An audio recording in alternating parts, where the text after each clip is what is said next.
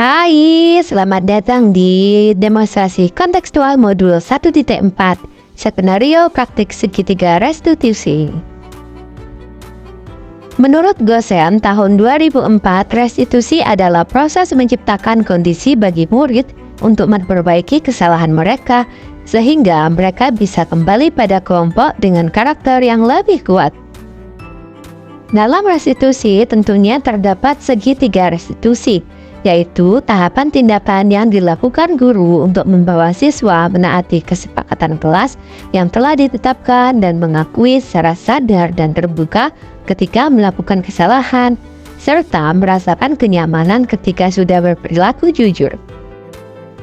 Berikut adalah langkah-langkah segitiga restitusi.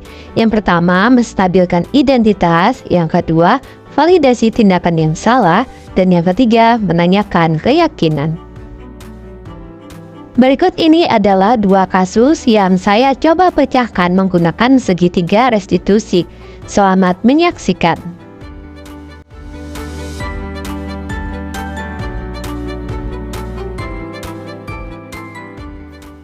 Sudah paham materi yang ada di papan tulis? Sudah. Setelah kita belajar mengenai piktogram, tugasmu selanjutnya adalah membuat piktogram berdasarkan data siswa-siswi di SDN Nogosari. Bisa? Bisa. Ada pertanyaan? Apa? Oh ya, mengerjakannya pakai pensil saja ya. Kalau salah atau kurang tepat, biar gampang dibenahinya. Selamat mengerjakan.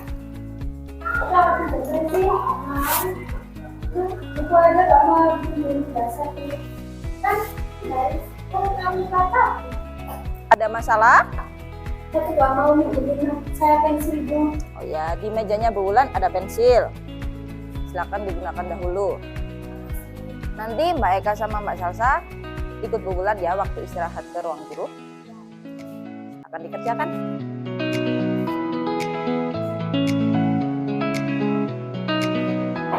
Assalamualaikum.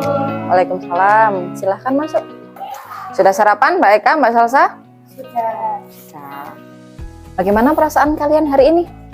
Takut. Takut? Kenapa kok takut? Nggak perlu takut. Di sini Bu Wulan hanya ingin mengetahui permasalahan yang terjadi di kelas tadi, tidak ingin menyalahkan siapapun, hanya ingin mencari solusi dan menyelesaikannya. Memangnya tadi kejadiannya seperti apa? Bisa dijelaskan siapa dulu? Ya. Saya itu mau pinjam pensil kayak tapi tidak dibolehin. Tidak dibolehin. Kenapa Mbak Eka? Karena Mbak Salsa itu kemarin matahin penggaris saya. Benar? Benar. Oh ini penggarisnya. Nah, baik Mbak Salsa dan Mbak Eka. Setiap orang kan pernah ya melakukan kesalahan. Bu Wulan pun juga sama, pernah melakukan kesalahan. Tapi masa kita sebagai manusia, sebagai teman harus bermusuhan terus-menerus? Mbak Eka harus bisa memaafkan, begitu pula Mbak Salsa kalau berbuat salah harus minta maaf dan mengakui kesalahan dan bertanggung jawab. Kalau kita kan kemarin pas awal masuk di kelas 5 sudah membuat keyakinan kelas yang dituliskan di post-it itu loh, bareng-bareng ditempel. Ada yang masih ingat itu isinya apa? Sesama teman harus Saling menghormati, rukun dan menyayangi. pintar. Kemudian kalau berbuat salah, Minta maaf dan kita benar. Kalian berdua kan sudah hafal ya. Itu yang ada di kelas yang kita pajang itu bukan hanya pajangan, tetapi harus kita terapkan dalam kehidupan. Harus rukun, saling menyayangi dan menghormati. Kemudian kalau bersalah, minta maaf dan bertanggung jawab. Berarti sekarang langkah apa yang harus dilakukan Mbak Salsa? minta maaf Dan dan bertanggung jawab. kemudian kalau Mbak Eka, Saya akan memaafkan. langkah tanggung jawab apa yang akan dilakukan Mbak Salsa? Memberikan garis mereka. Oh ya, nggak apa-apa. Bagaimana Mbak Eka? Saya selalu Sudah. Berarti di sini masalahnya sudah selesai ya? Perbaikan? Nah, silakan bersalaman dulu. Maaf ya Kak. Baik, karena kalian sudah berbaikan, sekarang boleh kembali melanjutkan istirahat karena kurang 10 menit. Assalamualaikum. Waalaikumsalam.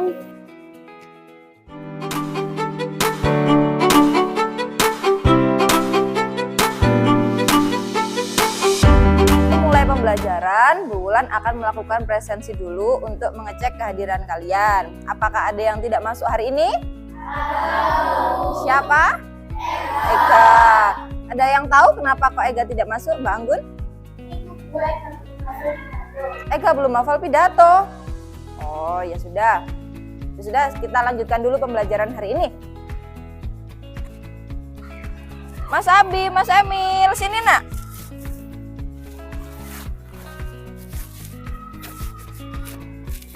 Bu Wulan mau minta tolong ya, tolong panggilkan Mas Ega anak kelas 5. Oke. Nah, makasih.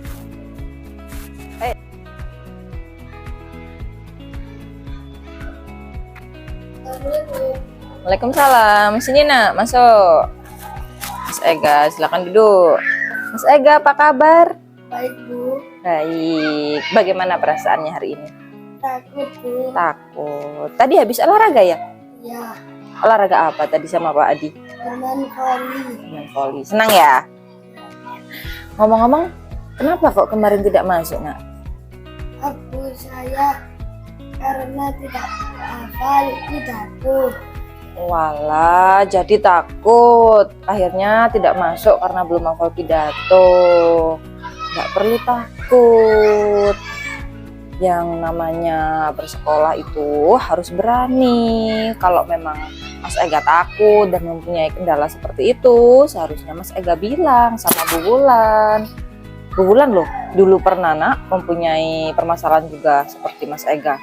Pada waktu sekolah dasar, saya pernah ada kegiatan menyanyi di kelas. Saya takut karena saya merasa tidak percaya diri. Akhirnya lo diberi semangat oleh ibu guru dan akhirnya berani.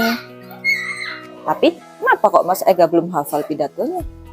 Saya membantu ibu karena di rumah ada tahlilan. Oh, di sore hari itu tahlilannya. Nah, Berarti Mas Ega nggak belajar karena sore hari ada acara di rumah, yaitu membantu ibu. Kalau begitu kira-kira perbuatan Mas Ega itu benar atau salah tidak bersekolah karena takut tidak hafal pidato? Salah. Tahu ya perbuatannya salah. Kemudian tugas pidato ini kapan diberinya? 1 minggu, Bu. Sudah 1 minggu loh, padahal kenapa kok nggak dihafalkan setiap harinya? Karena saya bermain layang-layang dan mencari ikan, Bu.